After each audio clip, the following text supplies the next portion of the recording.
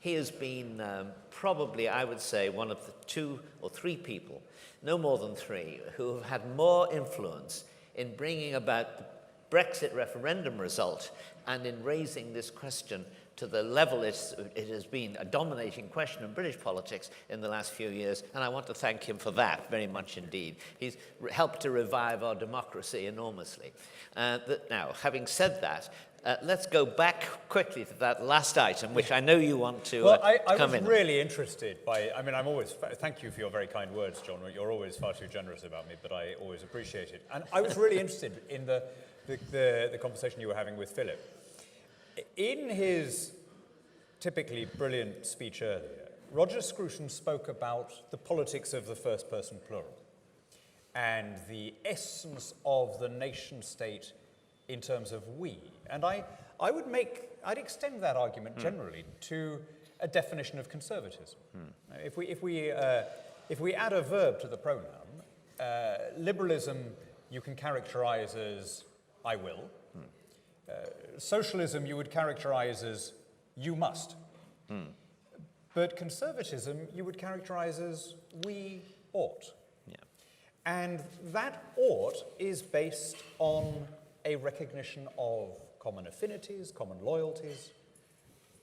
It's the recognition that we have something in common with one another, enough to make us accept authority from the same source. It's why you pay taxes to support people that you've never met. It's why you obey laws when you think they're stupid laws. It's why you accept an election result when you lose, which is, from my point of view, just as well at the moment.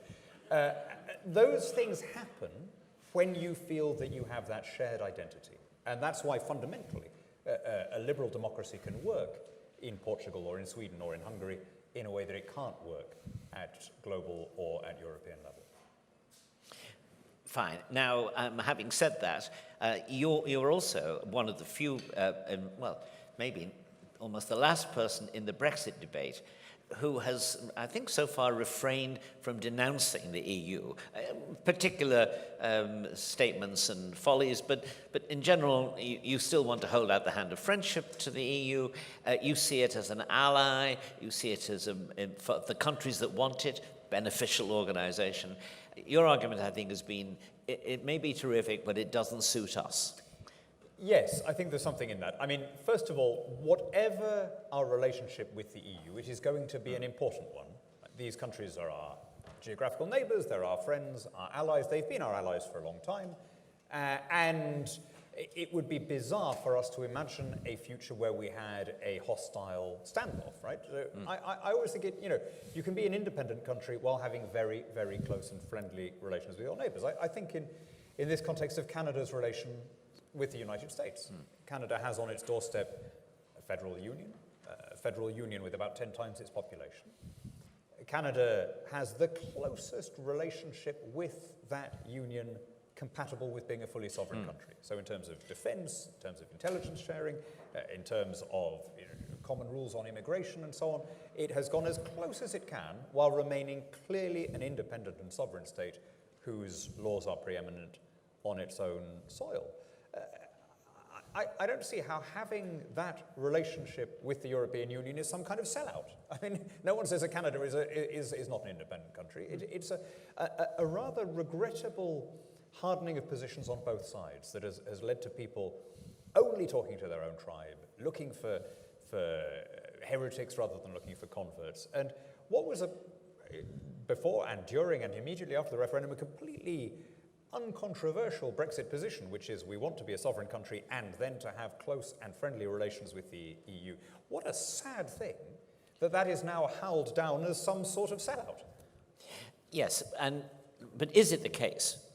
Obviously, I think we would hope it would be, but is it the case that if we were to leave, let's just assume a no-deal Brexit, that afterwards, and after presumably a period in which bruised feelings are gradually soothed, we can go back and form some kind of cooperative relationship on the basis of our having left for good? I think that would almost inevitably follow. The question is whether how disruptive does the transition have to be? And of course, that's not entirely up to us. The EU will have a big part to play in that. But I just come back to saying, I've been in this nearly 30 years in this fight, and for all that time, we had the aspiration of common market, not common government. And no one ever said that that's not real Brexit, or that, or that's a soft kind of Brexit. Everyone, until about a year ago, said, oh yeah, that would be great. It's quite important, I think, that we should create a political space in this country. And the reason I'm standing again for election is partly to offer this. Yeah. The last thing I wanted to do is be fighting a fifth election. But we can't allow the Brexit cause to be completely Trumpified. There has to be a space in British politics for people who want an amicable, orderly, economically liberal Brexit that ends up with close relations with every continent, including Europe. Well, does that mean, or what does it mean in this regard?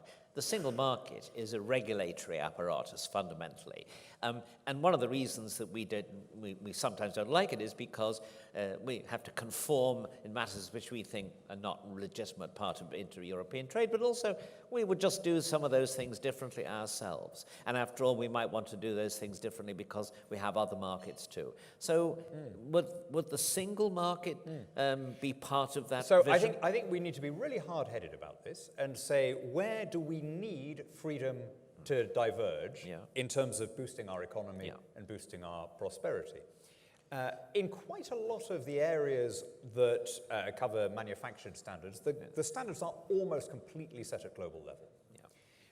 Our car manufacturers, if they were allowed to diverge significantly from EU standards, would have a freedom that they would never in practice use, because those are the same standards when they export to Abu Dhabi or Mumbai or wherever. So you need to be quite deliberate about where is it important to have divergence. I'll tell you who's done this very well, I think, is the Swiss. The Swiss basically diverge in most services. They diverge including in financial services.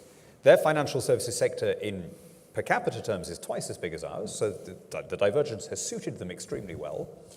But when it comes to things like pharmaceuticals, for reasons of economy of scale, they are following all of the same rules anyway. Of course they are, as we would be, just but they tend to be global rules.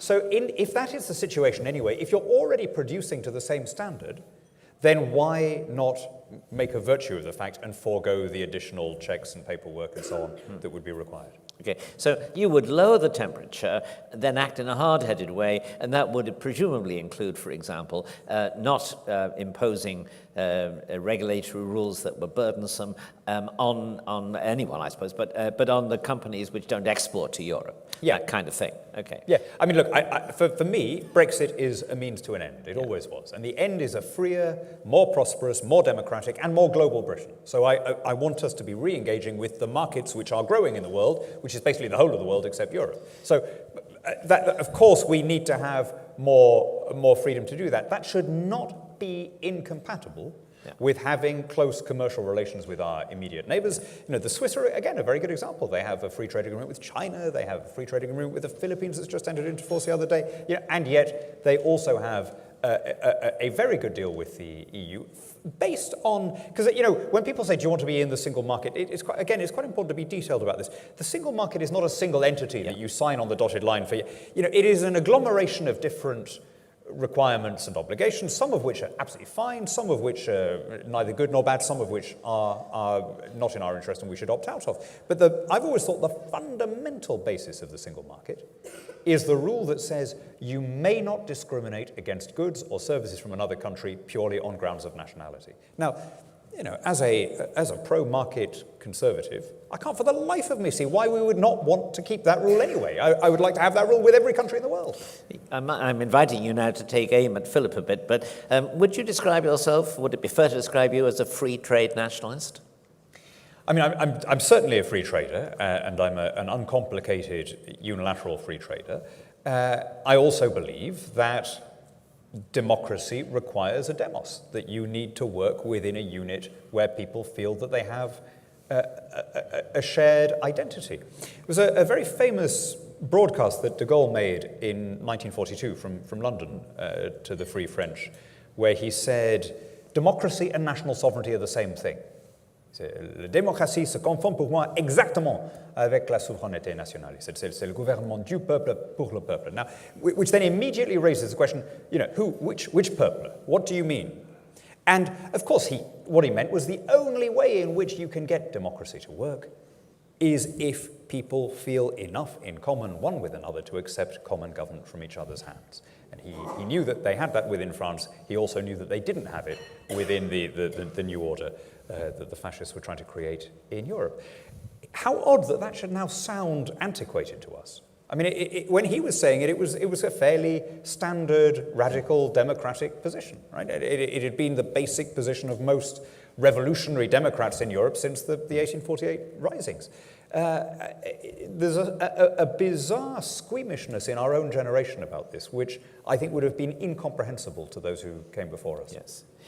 I now want to talk about other identities and other relationships. You're particularly associated with the notion of the Anglosphere. And in your view, what kind of future does that offer the British outside Europe? And what kind of position does it mean Britain would occupy in the relations between, say, Australia and Europe?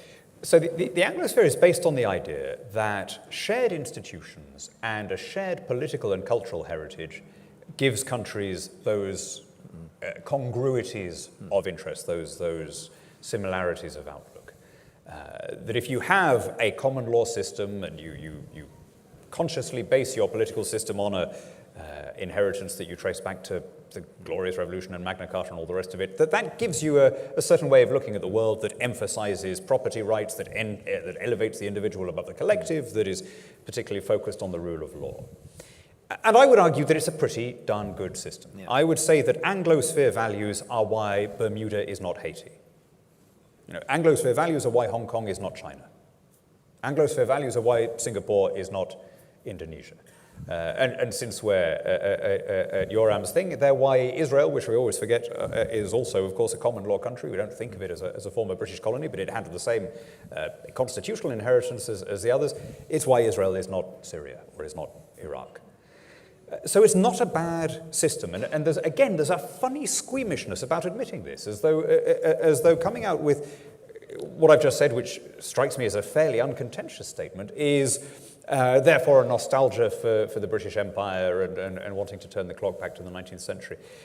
It's really about interoperable systems. I would like to have a network of Anglosphere countries that is based not only on a political and military alliance, which we've broadly got, but is based on complete open free trade, by which I mean absolute mutual recognition, that if something is legal in Singapore, it should automatically be legal here, and vice versa. If a drug is approved by the FDA, that should be enough for us. We shouldn't need any additional tests. And if someone is qualified to practice as a trader in London, he should automatically be allowed to practice on Wall Street. If you did that, you're talking about slightly more than a third of the world's economy, and you had absolute reciprocity, then suddenly you have not only a larger, but a better way of doing business than the European Union, because it's not based on standardization, it's based on opening things up. Mutual recognition. Exactly. So that you get away from the corporatism and you have capitalism for the consumer. Yeah, with small companies being, not as influential, but more influential than that. And the little guy is the consumer ultimately is the winner. Because I saw this in Brussels as an MEP when they were looking at the TTIP talks.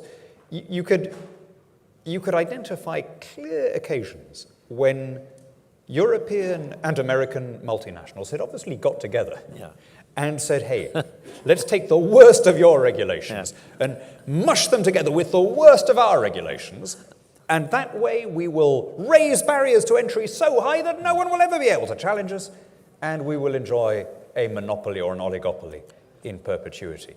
And that happens when you have bureaucrats setting common standards. But as soon as you say, no, look, we trust you. We trust your regulators. They're common law, free market types like us. If they call this a car or an apple or whatever, that's good enough for us. As soon as you do that, prices start falling and you have free trade delivering for the masses. And presumably you would have, in this Anglosphere arrangement too, immigration preferences. It would be easier for people from the Commonwealth to immigrate. I would ideally say that there should be a principle, an implied principle, that you have the right to take up a job in any of the other countries. Okay. So without welfare, without family unification, without voting rights or citizenship or anything like that, but there should be a fundamental right to take up a job in any of the other countries. I think there was a great Canadian sociologist in the end of the 19th century who proposed something very similar to that, which he called the moral citizenship of the English-speaking world. And that was then a live idea, but of course the 20th century got in the way. It's really interesting what it founded on, and it was very much of its time. It says both good and bad things about the state of imperial thought, but the good thing is people recognize that they couldn't exclude India. Yes. If they were going to go down this road of having some kind of confederal imperial system, that eventually you would have to admit India. And of course they also realized that that would mean that it would effectively become an Indian system, because 2/3 of the population was in India, the capital was going to end up in Delhi, and that Britain and Canada and the rest would all become satellites of India. Now that, to the Victorian mind, was a step too far. I wonder, though, whether India is still, of course, at a different level of development from the others, but whether that shouldn't be our long-term aspiration, that India reaches a level of economic development where it does become a key component of an Anglosphere system, because I think that the self-identification of India is probably the key geopolitical question of this century. Does India primarily see itself as an Anglosphere democracy, or does it primarily see itself as an Asian superpower? If it's the former, then the world is an altogether warmer and happier place. Let me actually ask a somewhat darker question, which has been occurring to me in the last few months. Much of the opposition to Brexit here, and also much of the opposition which you get in the circles which discuss these questions to Anglosphere notions, seems to me at least to be saturated with what I would call cultural self-hatred, cultural masochism. And that's certainly a fuel of the extremists on that side of the debate. Where does that come from? How can it be tackled? I mean, I always think it's important not to judge a cause by its ugliest and most vocal advocates. So just as I would not want Brexit to be judged by the nastiest people on social media, so I don't think it's fair to judge Remain by the people who want there to be a recession, and who can't quite hide their disappointment at the fact that their fellow countrymen are not in penury. But I think it is certainly the case that there is an element in the Euro-integrationist cause in this country that there wouldn't be in Norway or in Lithuania and so on, and it is caught up with the concept of hierarchies of privilege and Britain broadly being seen as an oppressor rather than a victim, and that gives British patriotism an unattractive veneer to a certain kind of leftist here, in a way that I just don't think it's an issue if you're an Icelandic Eurosceptic. You don't have to go around explaining that you don't look down on the rest of the world and all the rest of it. But it is very similar to what's found in the United States in a non-Brexit context. Yes, that there is. Yes, and for the same reason that Britain and America have tended, for reasons I would say because they have a better market system and a better political system, have tended to be technologically superior to their adversaries, and therefore down the years have tended to be on the winning side. And for people for whom the biggest issue is standing up for the underdog, that puts us on the wrong side, even though we may have been, on any other centre-left definition, the place where you would have most wanted to be female or poor or from a religious minority or whatever. They can't get past the hierarchy thing, that here is Britain defeating a smaller or poorer or more backward country, however superior our system may have been by any other definition. Right. We have 39 seconds left, so I'm now going to ask you the political question. What is happening here? What should happen? What is Theresa May going to do? Well, I mean, this is the last thing I wanted to be doing now. I'm sorry, not talking to you. That is always a huge pleasure, or indeed performing in front of this brilliant audience, which, by the way, alarms me to think that all of the believers of the nation state are gathered in one place. There's some kind of security risk here. I'm glad we're getting towards the end. But so that is a huge pleasure and worth taking time out of the election campaign to do. But I did not want to be fighting an election campaign. Of course I didn't. I mean, I assumed it would all be over by now. In the end, I looked at this from every angle I could, and I could not think of a way of honourably not contesting the election.